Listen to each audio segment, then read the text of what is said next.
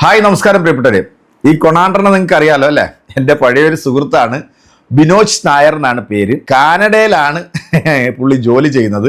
പുള്ളിയുടെ ഒരുപാട് വീഡിയോകളൊക്കെ കണ്ടിട്ട് എനിക്ക് ഭയങ്കര അത്ഭുതം തോന്നി. കാരണം ഗംഭീരമായ രീതിയിൽ വീഡിയോ ചെയ്തിട്ടുള്ള ഒരു ആളാണ്. കഴിഞ്ഞ കുറച്ച് നാളുകൾ വരെ ഇദ്ദേഹം എന്നെ വിളിക്കുമായിരുന്നു, ഞങ്ങൾ തമ്മിൽ സംസാരിക്കുകയൊക്കെ ചെയ്യുമായിരുന്നു. പക്ഷേ പെട്ടെന്നൊരു വീഡിയോ കണ്ടപ്പോഴത്തേക്ക് എൻ്റെ കിളി തന്നെ പറന്നുപോയെന്നുള്ളതാണ്. കാരണം ഒരു മനുഷ്യൻ ഇങ്ങനെയൊക്കെ ആകാൻ പറ്റുമോ?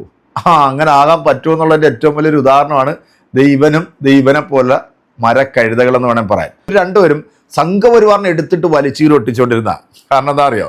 ഈ സംഘപരിവാറിന് ഹൈന്ദവ മത വിഭാഗത്തിൽപ്പെട്ടിട്ടുള്ള ആളുകൾ വന്നിട്ട് കുറ്റം പറയുമ്പോഴത്തേക്ക് ന്യൂനപക്ഷ വിഭാഗങ്ങളിൽപ്പെട്ടിട്ടുള്ള ആൾക്കാർ നല്ല രീതിയിൽ ഇവരെ സപ്പോർട്ട് ചെയ്യും. പിന്നെ സത്യസന്ധമായിട്ട് നിൽക്കുന്ന ഹൈന്ദവ സഹോദരങ്ങൾ ഇവരെ സപ്പോർട്ട് ചെയ്യും. അതിൻ്റെ പേരിൽ ഇവർ കുറേ ഫോളോവേഴ്സിനെയൊക്കെ ഉണ്ടാക്കിയെടുത്തു. അതിലൂടെ കുറച്ച് പൈസ കിട്ടി. പക്ഷേ എന്തോ എട്ടിൻ്റെ പണി സംഘപരിവാർ ഈ രണ്ട് കൊടുത്തിട്ടുണ്ട് എന്നുള്ളതിൻ്റെ ഏറ്റവും വലിയൊരു ഉദാഹരണമാണ് ഇപ്പം ഇതുപോലെ മലക്കം മറിഞ്ഞ് സവർക്കർ നക്കിയതിനെക്കാട്ടിലും വളരെ സ്ട്രോങ് ആയിട്ടും നല്ല നൈസായിട്ടും നക്കിക്കൊണ്ടിരിക്കുകയാണ് ഈ രണ്ട് ജന്മങ്ങളും. ഇപ്പം നമ്മുടെ പശ്ചിമ ബംഗാളിൽ സുവേന്ദു അധികാരി അധികാരത്തിലേക്ക് വന്നു അല്ലേ? നമ്മുടെ മമത ദീദീനെ ചവിട്ടി പുറത്താക്കിയിട്ടാണ് വന്നിരിക്കുന്നത്. അപ്പോൾ അവിടുത്തെ ന്യൂനപക്ഷ വിഭാഗങ്ങളിൽപ്പെട്ടിട്ടുള്ള മുസ്ലിങ്ങൾക്ക്, അതായത് ഈ പള്ളിയിൽ ഓദിക്കുന്ന ഉസ്താക്കന്മാർക്കും പള്ളിയിൽ ബാങ്ക് വിളിക്കുന്ന മുക്രി എന്നൊക്കെ പറയുമല്ലോ നമ്മൾ, ഇവർക്കൊക്കെ സർക്കാർ, അതായത് ദീദിയുടെ കാലത്ത് 2500 രൂപ സർക്കാർ കൊടുത്തിരുന്നു എന്നാണ് പറയുന്നത്.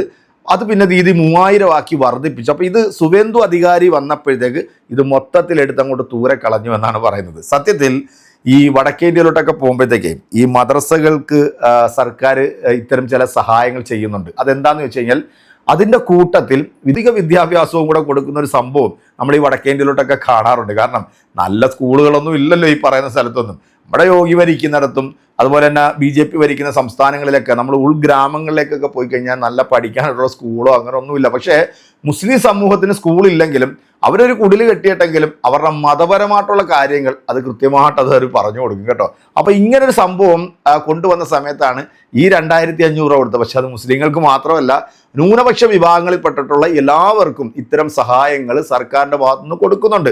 ഇതൊരുത്തൻ്റെ വീട്ടിൽ നിന്നോ നിൻ്റെ അച്ചി വീട്ടിൽ നിന്നോ കൊണ്ടുവന്ന് കൊടുക്കുന്നതല്ല. ഈ രാജ്യത്തെ പൗരന്മാർ കൊടുക്കുന്ന നികുതിയിൽ നിന്നുള്ള പണം തന്നെയാണ് ഇവർക്കൊക്കെ കൊടുക്കുന്നത്. എന്തായാലും ഈ വേട്ടാവളിയൻ്റെ ഈ ഒരു മലക്കമ്മറിയിലുണ്ടോ പ്രേക്ഷകരെ, നിങ്ങൾ ഈ വീഡിയോ കാണാതെ പോരുത് കേട്ടോ. ഇത് കണ്ടില്ലെങ്കിൽ വലിയൊരു നഷ്ടമാണ്. ഇത് കണ്ടതിന് ശേഷം കൃത്യമായിട്ട് ഇതിനൊക്കെയുള്ള മറുപടി നിങ്ങൾ കൊടുക്കുന്ന പ്രതീക്ഷയിലാണ് ഞാൻ ഈ വീഡിയോ ആയിട്ട് വന്നിരിക്കുന്നത്. അതുകൊണ്ട് ചറപറ കമൻറ്റ് ഇവൻ്റെ അണ്ണാക്കി തന്നെ കൊടുക്കണം കേട്ടോ. എൻ്റെ പഴയ സുഹൃത്തൊക്കെ ആണെങ്കിലും തെണ്ടിത്തരം പറഞ്ഞു കഴിഞ്ഞാൽ അതിനോടൊന്നും നമുക്ക് യോജിക്കാൻ പറ്റത്തില്ല. അപ്പോൾ നമുക്ക് നേരെ വീഡിയോ നോക്കാം. സുഹൃത്തുക്കളെ, ബംഗാളിലെ അതിവിചിത്രമായ ഒരു നാട്ടുനടപ്പ് അത് ഇപ്പോഴത്തെ BJP മുഖ്യമന്ത്രി സുവേന്ദു അധികാരി അങ്ങ് അവസാനിപ്പിച്ചു. ഒരുപക്ഷെ നിങ്ങൾക്കറിയുമെന്നറിയില്ല, ഒരുപക്ഷെ നിങ്ങൾ കേട്ട ചിരിക്കും. അവിടുത്തെ ഈ പള്ളികളിൽ, മുസ്ലിം പള്ളികളിൽ അവരുടെ ആവശ്യമുള്ള കാര്യങ്ങളൊക്കെ ചെയ്യുന്ന അവരുടെ മുല്ല, മുക്രി എന്നൊക്കെ പറയുന്ന ഇമാം, അങ്ങനെയുള്ള ആളുകളൊക്കെ ഉണ്ടല്ലോ, അവർക്കെല്ലാം സർക്കാർ ഓരോ മാസവും ഒരു ഓണറേറിയം പോലെ അല്ലെങ്കിൽ അവർക്ക് ഒരു അലവൻസ് പോലെ പണം കൊടുക്കുന്ന ഒരു പരിപാടി നമ്മുടെ മമതാ ദീദി തുടങ്ങി വെച്ചിരുന്നു. 2011 അവർ അധികാരത്തിൽ വന്നപ്പോൾ തുടങ്ങിയ പരിപാടിയാണ്. അന്ന് 2500 രൂപയായിരുന്നു മാസം. ഓരോ മാസവും ഇങ്ങനെ ഓരോരുത്തർക്കും പള്ളികളിലുള്ള, എന്ന് വെച്ച് കഴിഞ്ഞാൽ ഈ ജീവിക്കാൻ നിവൃത്തിയില്ലാത്ത അല്ലെങ്കിൽ കഷ്ടത അനുഭവിക്കുന്ന എന്നൊക്കെ പറയുന്ന അതിനെന്തോ ക്രൈറ്റീരിയ ഒക്കെ ഉണ്ട്, അങ്ങനെയുള്ളവർക്ക് സർക്കാരിന്റെ ഖജനാവിൽ നിന്ന് സാധാരണക്കാരന്റെ പൊതുപണം എടുത്തിട്ട് ഈ മുല്ലമാർക്കും മുക്രിമാർക്കും കൊടുക്കുന്നു അലവൻസ് ആയിട്ട്. ഇതൊക്കെ ഏതെങ്കിലും രാജ്യത്ത് കേട്ടുകേൾവിയുള്ള സംഗതിയാണോ? എനിക്ക് പിടിയില്ല.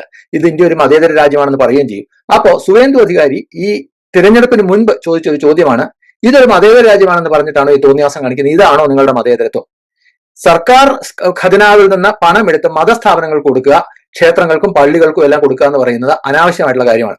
പക്ഷേ ഇത് ഓരോ മാസവും ഈ മുല്ലയും മുക്രിയും എല്ലാം ജോലി എടുക്കുന്നത്, പണിയെടുക്കുന്നത് സർക്കാരിന് വേണ്ടിയാണ് എന്നുള്ള നിലയിൽ ഓരോ മാസവും ശമ്പളവും പെൻഷനും ഒക്കെ കൊടുക്കുന്നത് മതേതരത്വമാണോ എന്നൊരു ചോദ്യം ഈ സുവേന്ദു അധികാരി മുന്നോട്ട് വെച്ചു.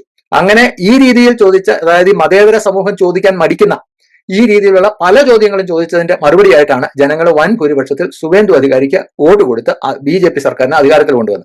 ഏതായാലും അധികാരത്തിൽ വന്ന ശേഷം ഇപ്പൊ സുവേന്ദു അധികാരിയെ പരിപാടി അങ്ങ് അവസാനിപ്പിച്ചിരിക്കുക. ഈ സർക്കാർ ഖജനാവിൽ നിന്ന് ഈ പറയുന്ന പോലെ ഈ പള്ളിയിലെ മുക്രിമാർക്കും മുല്ലമാർക്കും ഒക്കെ ശമ്പളം കൊടുക്കുന്ന പരിപാടി അങ്ങ് അവസാനിപ്പിക്കുക. വേണമെങ്കിൽ പള്ളി അല്ലെങ്കിൽ മുസ്ലിം സമുദായം അവരുടെ ആളുകൾക്ക് ഈ ജീവിക്കാൻ നിവൃത്തിയില്ലാത്ത അല്ലെങ്കിൽ കഷ്ടത അനുഭവിക്കുന്ന ഇമാം, അതുപോലെ മുക്രി, മുല്ല, ഇതൊക്കെ അവരുടെ മതത്തിനാണല്ലോ സേവിക്കുന്നത്.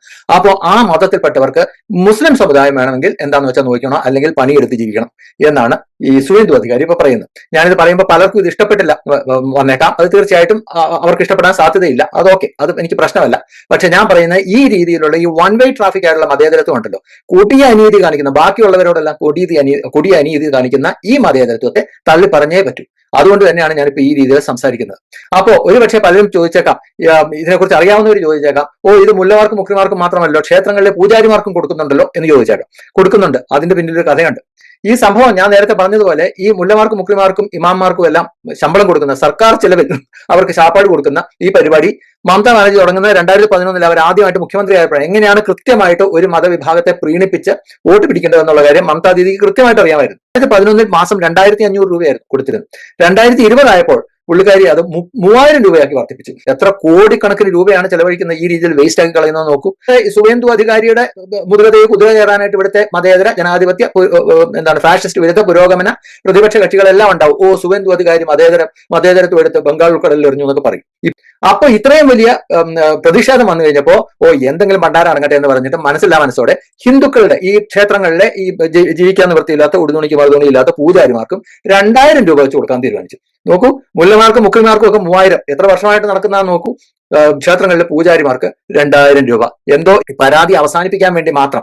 അതിൽ തന്നെ നീതിയില്ല, അനീതിയാണെന്നുള്ളത് നിങ്ങൾക്ക് കേട്ട് കഴിഞ്ഞാൽ മനസ്സിലാവും. ഈ 3000 രൂപ വെച്ച് മാസം വാങ്ങി 15 വർഷം പൊട്ടടിച്ചവർ മമതാ ദീദിക്ക് വോട്ട് ചെയ്തോ? ഇല്ല.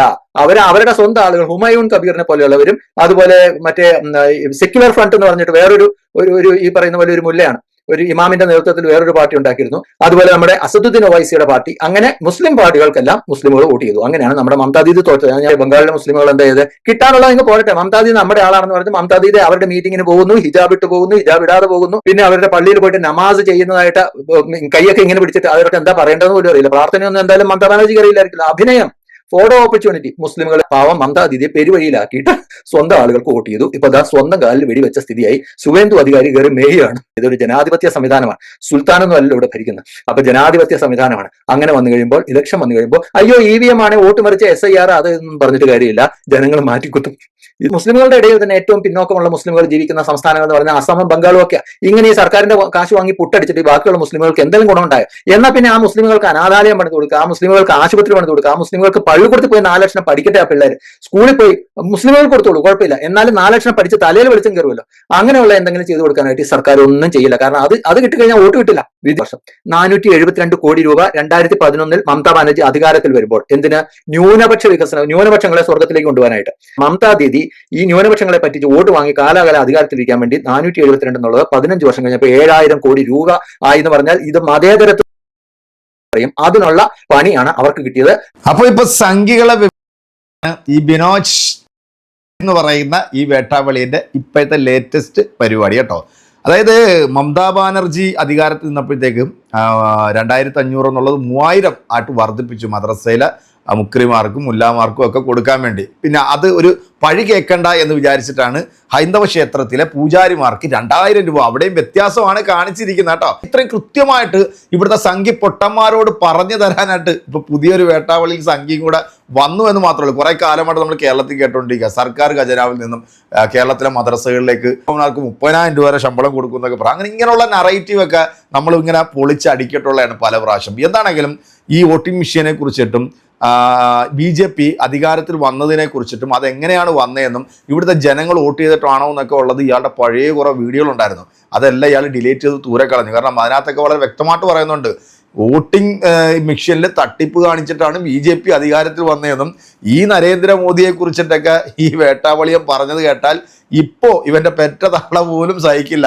അതുപോലെയാണ് എല്ലാം പറഞ്ഞു വെച്ചത്. ഇപ്പം എന്തായാലും മൊത്തത്തിൽ അങ്ങോട്ട് ഡിലീറ്റ് ചെയ്ത് ദൂരെ കളഞ്ഞിട്ട് ഇപ്പോൾ പുതിയ ഒരു വേർഷനുമായിട്ട് വന്നിരിക്കുകയാണ്. ചാണകം ചവിട്ടി തലയിലും മേത്തും ഒക്കെ ചാണകമായി ഗോമൂത്രം കുടിച്ച് ഉള്ള ഫിലമെന്റ് അടിച്ചു പോയിട്ട് ഇപ്പം പിച്ചും വഴിയും പറയലാണ് ഇവൻ വന്നിരുന്നോണ്ട് പറയുന്നത്.